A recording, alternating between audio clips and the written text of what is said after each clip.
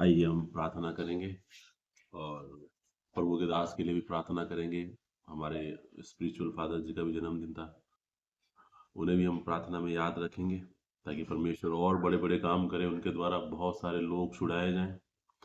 आइए हम एक मन होकर प्रार्थना करेंगे। धन्यवाद महान पिता प्रभु जी, एक बार फिर खुदाबंद आपके पवित्र चरणों में आते मेरे पिता परमेश्वर। प्रभु जी धन्यवाद देते मेरे खुदाबंद आपके अनुग्रह और आपकी दया के लिए मेरे प्रभु जी।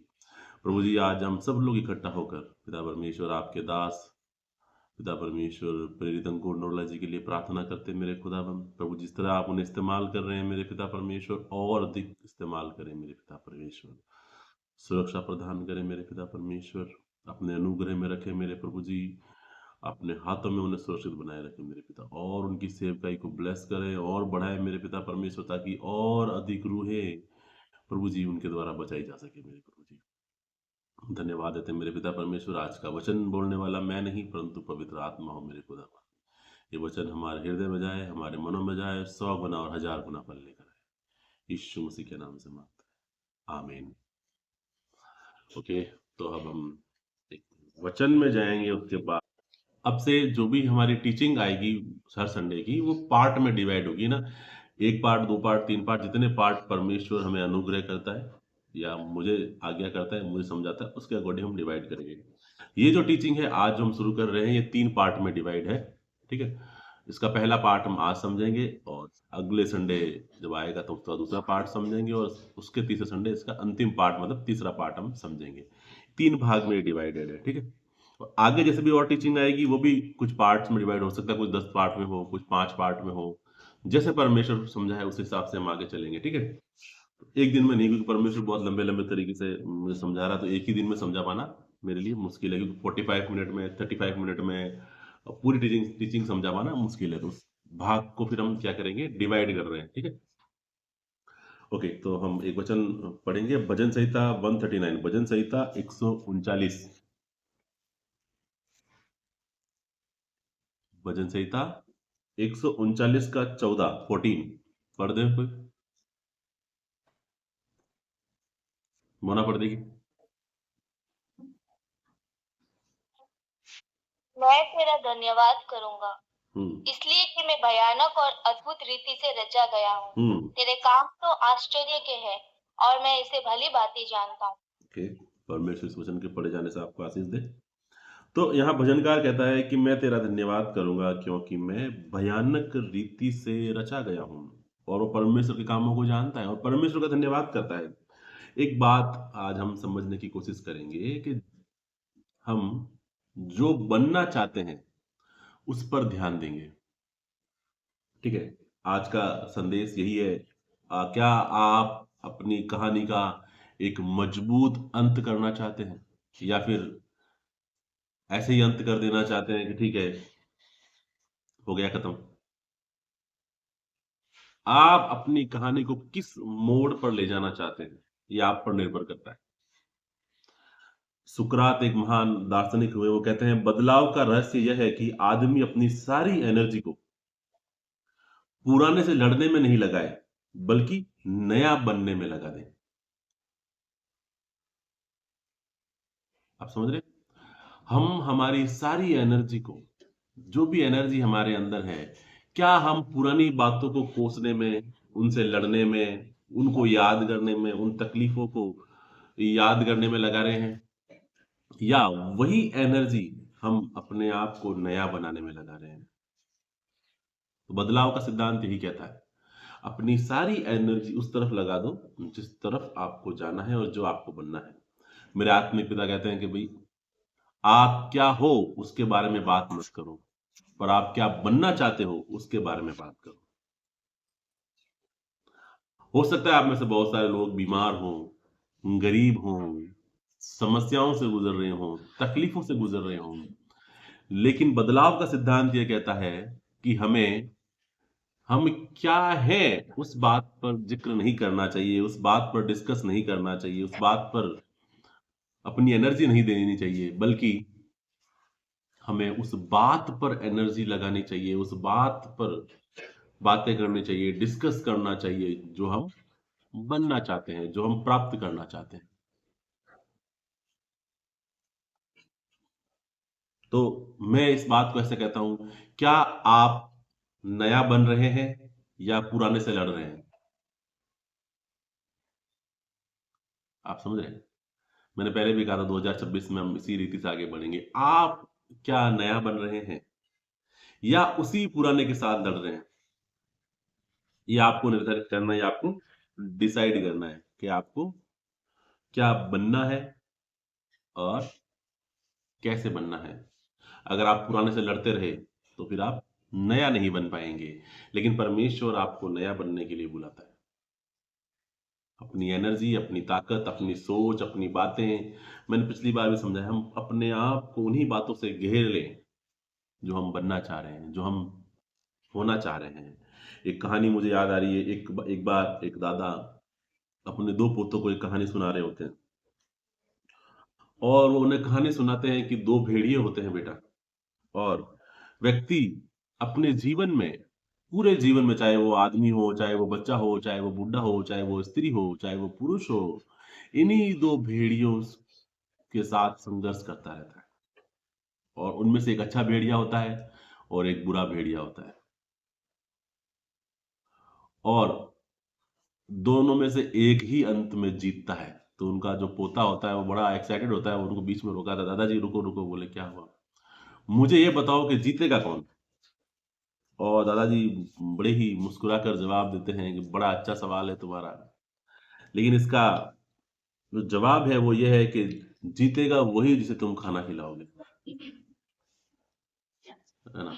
आपके अंदर दो भेड़िए हैं, ये सिर्फ कहानी है ना? एक अच्छा है और एक बुरा है, लेकिन जीतेगा कौन? सवाल ये है। जीतेगा वही जिसे आप भोजन खिलाएंगे। भोजन क्या है? आपके विचार, आपके कर्म, आपकी बातें। जिस प्रकार के विचार आप उसे देंगे, जिस प्रकार की बातें आप करेंगे, जिस प्रकार की एटमॉस्फेयर आप क्रिएट करेंगे अपने आसपास में, उस प्रकार का भेड़िया आपके अंदर से जीत जाएगा। है ना? इसका बहुत अच्छा एग्जाम्पल हम राजा दाऊद के समय से देखते हैं ना। वो पूरी जिंदगी अपनी भागता रहा है ना। हम सब जानते हैं बाइबल में साउल के साथ उसका युद्ध होता है, और साउल से वो पूरी जिंदगी जो है, जब तक वो राजा नहीं बनता है तब तक वो भागता रहता है, और साउल उसका पीछा करता है, उसको मारना चाहता है। और दाऊद जो परमेश्वर का अभिषिक्त है, जिसका अभिषेक हुआ है राजा बनने के लिए, वो क्या कर रहा है? जंगलों में भाग रहा है, जंगलों में भटक रहा है। लेकिन दाऊद के लिए एक प्लस पॉइंट ये था कि उसका परमेश्वर के साथ बहुत अच्छा रिश्ता था, और वो उसके लिए एक हथियार के रूप में साबित हुआ, और दाऊद उन प्रॉब्लम से, उन तकलीफों से निकल पाता है। तो मैं आज आपको एक बात बताना चाह रहा हूं, सच में ज्यादातर लड़ाइयां, आप याद रखना, मैं बता रहा हूं आपको, मन में ही जीती या हारी जाती है। अगर आप अपने मन में इस बात को लेकर सरेंडर कर देते हैं कि मैं तो कुछ नहीं कर सकता, तो फिर आप कुछ नहीं कर सकते। मैं कल एक पेशेंट से बात कर रहा था, और वो मुझे ऐसे बता रहे थे कि मुझे सडनली बैठे बैठे एकदम से मेरा मूड स्विंग हो जाता है, और मैं सोचता हूँ क्या हो रहा है क्या हो रहा है, लेकिन मैं उसको कंट्रोल नहीं कर पाता हूँ। तो उसने मुझसे पूछा कि सर मुझे क्या करना चाहिए? तो मैंने कहा कि आपको सरेंडर नहीं करना चाहिए। बोले वो तो मैं करता ही नहीं हूँ। अगर मुझे ऐसा लगता है कि मेरा माइंड नेगेटिव जा रहा है और एकदम से उदासी आती है, तो मैं जोर जोर से हंसने लग जाता हूँ, या फिर मैं उठ करके बाहर चला जाता हूँ, या मैं बहुत सारे लोगों के बीच में बैठ जाता हूँ, दोस्तों के साथ बैठ जाता हूँ, उनसे ऐसी मजाक वाली बातें करने लग जाता हूँ, थोड़ी देर में मेरा मूड सही हो जाता है। बोले मैं सही कर रहा हूँ, बिल्कुल सही कर रहे हैं आप। आपका दिमाग नहीं जानता है ना? तो अगर आपने सरेंडर किया तो वो हार मान लेगा। तो दाऊद यहां क्या कर रहा है? दाऊद भी अपने आप को सरेंडर नहीं कर रहा है। शाऊल के इतने आक्रमण के बाद भी दाऊद मानसिक रूप से और शारीरिक रूप से एकदम सही है। क्यों? क्योंकि उसका रिश्ता परमेश्वर के साथ अच्छा है, और वो सरेंडर नहीं कर रहा है ना? वो क्या बनना चाह रहा है, वो उसकी ओर फोकस कर रहा है। वो वर्तमान में तो फोकस नहीं कर रहा है, समझ रहे हैं आप? वर्तमान में तो वो दुखी है, वर्तमान में तो वो बहुत परेशान है, वो तो जंगलों में भागता फिर रहा है वर्तमान में तो, लेकिन वो अभिषेक उसे याद है कि जो परमेश्वर ने उसका किया, और परमेश्वर के दास ने उससे कहा कि तुझे राजा होने के लिए चुना गया है, तो उस निशाने की ओर भाग रहा है कि परमेश्वर ने मुझे राजा होने के लिए चुना है। और मुश्किलों के बावजूद दाऊद मजबूत बना रहता है। आप समझ रहे हैं? हम एक वचन और देखेंगे, यिर्मयाह अध्याय 1 वचन 4। देखो, आपने शायद वचन पढ़े हैं पहले। यिर्मयाह अध्याय 1 वचन 4। तब यहोवा का वचन मेरे पास पहुंचा, गर्भ में रचने से पहले ही मैंने तुझ पर चित्त लगाया और उत्पन्न होने से पहले ही मैंने तेरा अभिषेक किया, मैंने तुझे जातियों का भविष्यवक्ता ठहराया। हाँ, देखो, अब आपको क्या करना है। यिर्मयाह भी बड़े दुखों में गुजरा है। अब परमेश्वर उसे याद दिला रहे हैं कि मैंने तुझे मां के गर्भ से चुना है, तेरा अभिषेक किया है। आपको भी यही बात याद रखनी है, आपको अपने अभिषेक को याद रखना है, आप उनको अपनी बुलाहट की ओर भागना है। आप क्या बनना चाह रहे हैं, आपको उसकी ओर फोकस करना है, ना कि आप क्या हैं। मैं फिर बात दोहरा दूंगा आपको। हो सकता है आप में से बहुत सारे लोग आज गरीब हों, बहुत सारे लोग आज बीमार होंगे, बहुत सारे लोग ये उम्मीद कर रहे होंगे कि परमेश्वर उनको चंगाई प्रदान कर दे, परमेश्वर उनको इन तकलीफों से, इन हालातों से निकाल दे। लेकिन परमेश्वर हमसे ये चाह रहा है कि हम वर्तमान स्थिति को न देखते हुए भविष्य की ओर ध्यान लगाएं। हम क्या होना चाह रहे हैं उसकी ओर बढ़े। ये कहानी सच है कि जिंदगी में आपके दिमाग में हमेशा दो भेड़िए होते हैं, और जो लगातार बुरा भेड़िया जो है वो लगातार आपको याद दिलाएगा कि आप कौन हो, आपने कहाँ गलती करी, आपको बस हार मान लेनी चाहिए, ये सब कुछ छोड़ देना चाहिए, कुछ नहीं होता है ना। ये सब चीजों में बुरा भेड़िया आपको फंसा कर रखेगा, और सब कुछ छोड़ देने के लिए वो आपको बार बार प्रेशर करेगा। लेकिन मेरी आप लोगों के लिए एक प्रार्थना है, और मैं आपको एज ए चैलेंज भी ये कहना चाह रहा हूं, इसको एक चैलेंज की तरह लें, उसको चैलेंज की तरफ पकड़ें, और आप वो नहीं करेंगे जो आपका बुरा भेड़िया आपसे कहेगा, आप वो करेंगे जो परमेश्वर का वचन आपसे कहेगा। मैं फिर कह रहा हूं, हो सकता है आप प्रॉब्लम में हो अभी, हो सकता है आपकी प्रार्थनाओं के उत्तर अभी नहीं आ रहे हो सकता है परमेश्वर ने आपको एक दर्शन दिया है और वो दर्शन अभी तक पूरा नहीं हो रहा है, और आपको लग रहा है कि शायद परमेश्वर ने बोला था या नहीं बोला था, क्या वो मैंने अपने आप से तो नहीं सोच लिया था। लेकिन मैं कह रहा हूं, आपको परमेश्वर की ओर बढ़ते रहने की आवश्यकता है, आपको उस ओर ध्यान लगाने की आवश्यकता है जो आप होना चाह रहे हैं, जो आप बनना चाह रहे हैं, न कि जो आप हैं। एक वचन हम देखेंगे, व्यवस्था विवरण अध्याय 14।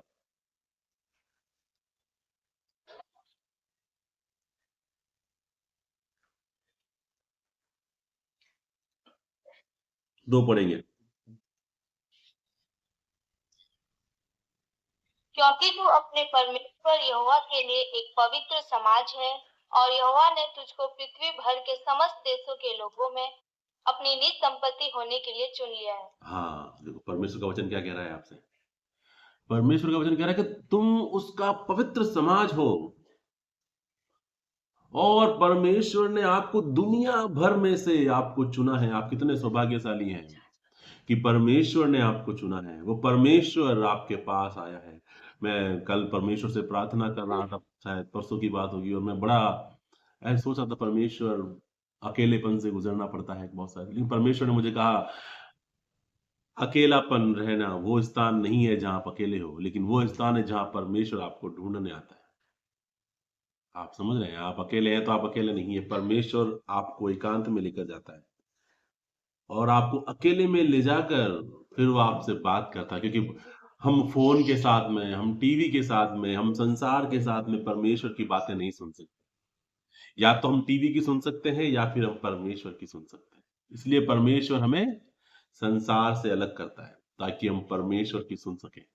और हम वो कर सके जो परमेश्वर हमसे चाहता है, हम वो प्राप्त कर सकें जो परमेश्वर हमसे चाहता है, हम वो हासिल कर सकें जो हम परमेश्वर से लेना चाह रहे हैं। बहुत सारी आशीषें आपकी परमेश्वर के पास है, बहुत सारी ब्लेसिंग। मैं कह रहा हूँ ये शुरुआत है। अगर आप परमेश्वर के साथ चल रहे हैं, कभी भी परमेश्वर से ऐसा ना कहें परमेश्वर बस। मैं कह रहा हूँ आपकी आशीष से लिमिटलेस है। आप समझ रहे हैं? परमेश्वर आपको बहुतायत से देना चाह रहा है, वो बहुतायत से देगा। वो कह रहा है मैंने तुम्हें निज पवित्र समाज होने के लिए चुना है, ताकि वो समाज में लोगों में ये दिखाए कि ये मेरे लोग हैं, और आप अलग से चमके यीशु मसीह के नाम में। आपकी आशीष से अलग से चमकेगी यीशु मसीह के नाम में। आपकी गवाहियां अलग से दिखेगी यीशु मसीह के नाम में, और लोग आपको देखेंगे और फॉलो करेंगे आपके परमेश्वर को भी। अगर हम बाइबल पढ़ते हैं तो बाइबल में लिखा है, जब बाइबल में मिस्र से जब सारे लोग निकले, और जहां जहां से वो निकलते थे, कई लोग, कई राज्य सरेंडर कर देते थे अपने आप से। इतना डर था उनका लोगों में, कई राजाओं में, कई देशों में उनका डर था, क्योंकि वो उनसे कहते थे कि परमेश्वर तुम्हारे साथ है। और हम बाइबल पढ़ें तो एक राहाब वैश्य के घर जाकर जब परमेश्वर के लोग रहते हैं, और राहाब वैश्य उन्हें कहती है कि तुम मेरी रक्षा करना, मुझे बचाना जब तुम्हारा राज्य आ जाए तो, क्योंकि हम जानते हैं कि परमेश्वर ने तुम्हें कैसे बचाया है। तुम्हारा परमेश्वर तुम्हारे साथ रहता है। वो किसने किया? उसने समुद्र के 2 भाग कर दिए। कितने बड़े बड़े चमत्कार उन्होंने, परमेश्वर ने तुम्हारे साथ किए हैं। तो पूरे राज्य के लोग तुमसे भयभीत हैं। आप समझ रहे हैं? परमेश्वर ऐसे ही आपको चुनकर आपके जीवन में काम करना चाहता है कि आपको देख करके आपके पड़ोसी, आपके आसपास के लोग आश्चर्यचकित हो जाएं। वो देखें इनके जीवन में कौन सा परमेश्वर है, ये अलग है। मैं कह रहा हूं आपकी आशीष अलग चमकेगी चर्च, आपकी ब्लेसिंग अलग से चमकेगी चर्च। आप अलग चमकने वाले हैं। आप परमेश्वर की निज परिवार है, आप उसकी निज संतान है। उसने आपको चुना है। आप पवित्र समाज है परमेश्वर का। उसने आपको अलग किया है। आपको बस परमेश्वर की आज्ञाओं में चलना है। वो जो परमेश्वर आपको बनाना चाह रहा है, उस बुलाहट की ओर ध्यान देना है। आप जो हैं उस परिस्थिति पे ध्यान नहीं देना है। आप पास्ट में क्या थे उस पर भी ध्यान नहीं देना है। कई बार शैतान आपके मन में आता है और आपसे कहता है कि तू तो पापी था, तेरी प्रार्थनाएं थोड़ी सुन जाएगी, तेरी प्रार्थनाओं से चमत्कार थोड़ी होंगे। परमेश्वर पवित्र लोगों की सुनता है। पवित्र परमेश्वर है, तू पवित्र थोड़ी है। ऐसे बहुत सारे सवाल आपके मन में शैतान लेकर आएगा, लेकिन आपको सिर्फ जो आप बनने वाले हैं, जो बाइबल आपके विषय में कहती है, जो परमेश्वर आपके विषय में कहता है, उसके ऊपर फोकस करते हुए प्रार्थनाओं में आगे बढ़ते रहना है। तभी आप अपनी पूरी यात्रा को एक शानदार अंत दे पाएंगे,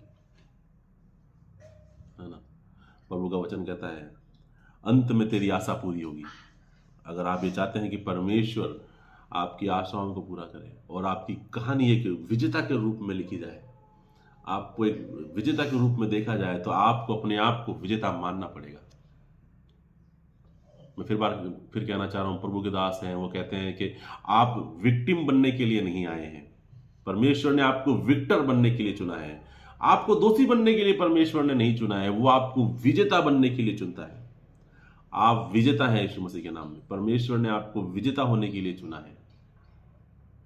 आप दाऊद को अगर देखें, दाऊद ने कितने तकलीफें सही, कितनी प्रॉब्लम्स आई, बहुत सारी बातों से वो गुजरा, लेकिन उसने उसी ओर फोकस रखा जो परमेश्वर ने उससे कहा था, जो प्रभु के दास ने जब अभिषेक किया तब उससे कहा था, और उसी दौड़ की ओर वो भागता रहा। हो सकता है आप में से बहुत सारे लोग एक दर्शन के साथ जुड़े हैं परमेश्वर के, और अभी आपको समझ में नहीं आ रहा है कि वो दर्शन कैसे होगा पूरा। मुझे कोई रास्ता नहीं दिख रहा है, परमेश्वर ने कह तो दिया है लेकिन मैं कैसे करूंगा। लेकिन मैं कह रहा हूं आपको बस परमेश्वर पर ध्यान लगाए रखना है। जो बात परमेश्वर ने आपके अंदर शुरू करी है वो ही उसे खत्म करेगा। ये आपका और मेरा काम नहीं, ये परमेश्वर का काम है। तो परमेश्वर अपने आप पूरी करेगा, लेकिन आपको परमेश्वर के साथ चलना है। परमेश्वर की संगति में बने रहना है और अपने अंदर के व्यक्ति को अच्छा खाना खिलाना है ताकि वो अच्छाई के साथ जी सके। एक वचन हम और देखेंगे, पहला पत्रस अध्याय 2 वचन 9 पढ़ देंगे।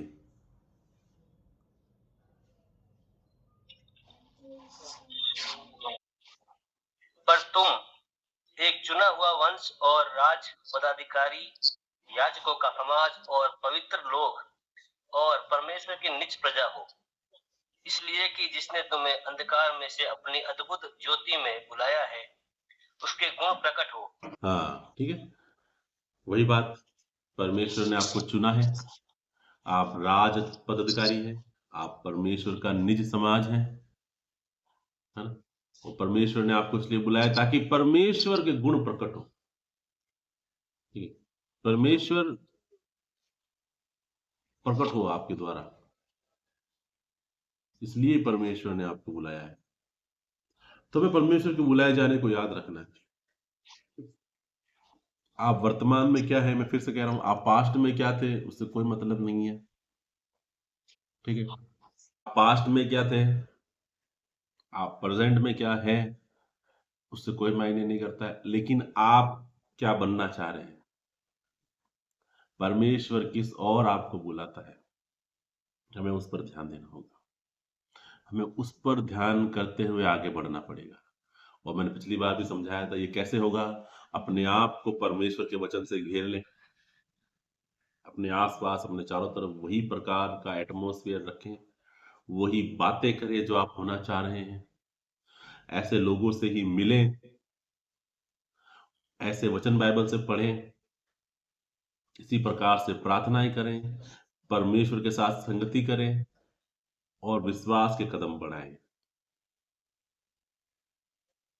तभी आप वैसे हो पाएंगे जो आप होना चाह रहे हैं, तभी आप अपनी पूरी यात्रा को एक सही डायरेक्शन में लेकर आ पाएंगे, सही रास्ते पर लेकर आ पाएंगे, सही मार्गों पर आप चल पाएंगे। तो आपको ये चीजें ध्यान में रखनी है। ठीक है, आपको नया बनने की ओर अपनी एनर्जी लगानी है। आप अपने पास्ट से लड़ने में अपनी एनर्जी वेस्ट नहीं करेंगे। ठीक है, पहली बात, अपनी एनर्जी वहां लगाएंगे जो आपको बनना है। ठीक है, आज के संदेश का पहला पॉइंट समझ लीजिएगा, क्या करेंगे, हमारी सारी शक्ति सारी एनर्जी उस ओर लगाएंगे जो हमें बनना है, ना कि पास्ट में और ना ही प्रेजेंट में हम क्या है। ठीक है, पहली बात। दूसरी बात, 2 भेड़िए हैं, लेकिन उसको खिलाना है जो आप होना चाह रहे हैं। ठीक है, खिलाएंगे कैसे, परमेश्वर के वचन के द्वारा, प्रार्थनाओं के द्वारा। ठीक है, आपकी बातों के द्वारा, आपके जीवन के द्वारा, आपके चरित्र के द्वारा, आप कैसे जिएंगे वो बातें मायने करती है, आप किस प्रकार से बातें करते हैं वो बातें मायने करती है, आप कितनी प्रार्थनाएं करते हैं वो बातें मायने करती हैं, आप कितना वचन पढ़ते हैं और कितना वचन पर विश्वास करते हैं वो बातें मायने करती। क्या हम बनना चाह रहे हैं, हमें उस ओर फोकस लगाना है, हमें उस ओर ध्यान देना है हमें, है ना। तो पहली बात, हमने सारी एनर्जी पास्ट की ओर नहीं लगानी है, पास्ट की बातों को सोचना नहीं है, बार बार उसमें नहीं जाना है। ठीक है, हम प्रेजेंट में क्या है उसके बारे में भी बात नहीं करनी है, उसके बारे में सोचना नहीं है। तो करना क्या है, हम जो होना चाह रहे हैं उसके बारे में बात करेंगे, उसी के बारे में डिस्कस करेंगे। ठीक है, उसी के बारे में सोचेंगे। दूसरी बात, 2 भेड़िए हैं, ये काल्पनिक कहानी है, बट 2 प्रकार के, इसको ऐसे समझे 2 प्रकार के व्यक्ति हैं आपके अंदर, अच्छा और बुरा। तो आपको अच्छे को खिलाना है, कैसे खिलाएंगे, खिलाने का मतलब खाना नहीं, खिलाने का मतलब विचार, वचन, प्रार्थनाएं। ठीक है, जितनी प्रार्थनाएं करेंगे तो अच्छा व्यक्ति आपके अंदर से बढ़ेगा, जितने वचन पढ़ेंगे अच्छा व्यक्ति आपके अंदर से बढ़ेगा, जैसे विचार होंगे वैसा आपका व्यक्तित्व होगा। ठीक है, ये बातें करनी है। तीसरी बात, अपने मानसिक स्तर को सही रखना है, गिव अप नहीं करना है, सरेंडर नहीं कर देना है। दाऊद की कहानी से हमने ये समझा अभी, दाऊद का परमेश्वर के साथ रिश्ता बहुत अच्छा था, इसलिए वो सरेंडर नहीं कर पाया, सरेंडर उसने करा नहीं। ठीक है, तो हमें भी हमारा रिश्ता इतना अच्छा कर लेना है कि हम सरेंडर नहीं करें तकलीफों के सामने, समस्याओं के सामने, प्रॉब्लम्स के सामने, ठीक है। दाऊद के जीवन में बहुत सारी प्रॉब्लम्स आई, हम जानते हैं।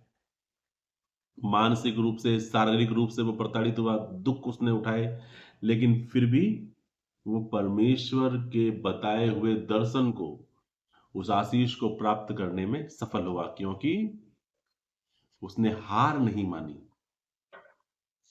समझ रहे हैं आप?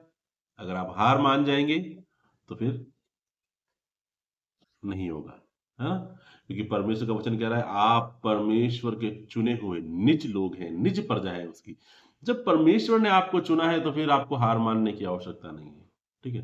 तो परमेश्वर आपको आशीष देगा। आज एक चैलेंज के साथ इस संदेश को मैं खत्म करूंगा आज, है ना। और मैं आपको एक चैलेंज दे रहा हूं कि हम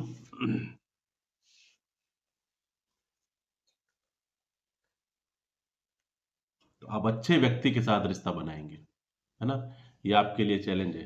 अच्छे भेड़िए के साथ रिश्ता बनाएंगे और मजबूत रिश्ता बनाएंगे, ताकि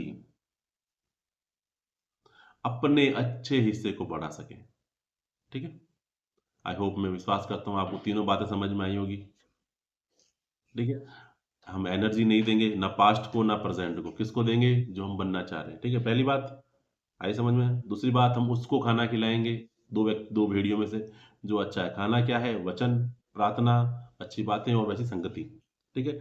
तीसरी बात, हम गिव अप नहीं करेंगे, हम हार नहीं मानेंगे, ठीक है। परमेश्वर आपको इस वचन के द्वारा आशीष दे। परमेश्वर ने आपको महानता के लिए बनाया है, ठीक है। आपको डर और आश्चर्य के साथ बनाया है परमेश्वर ने, भयभीत और आश्चर्यचकित चीजों से उसने बनाया है परमेश्वर ने आपको। आप सामर्थ्य हैं, मैं कह रहा हूं आपसे। आप बड़े काम करने के लिए चुने गए हैं परमेश्वर के। छोटे कामों में ना डरे, ना हार माने, ना गिव अप करें और अपने आप को वैसा ही समझें, ठीक है। परमेश्वर इस वचन के द्वारा आपको आशीष दे। और मैं आपको प्रभु यीशु मसीह को ग्रहण किए बिना इस मीटिंग को समाप्त नहीं करूंगा। इस मैं आपको मौका देना चाहता हूं कि परमेश्वर को आप ग्रहण करें, उस उद्धारकर्ता को अपने जीवन में स्वीकार करें और अपने जीवन को बदलता हुआ देखें। तो आइए हम प्रभु यीशु मसीह को अपने हृदय में जगह देंगे और स्वीकार करेंगे, ताकि हमारा जीवन बदले। मेरे साथ एक मन होकर हम प्रार्थना करेंगे।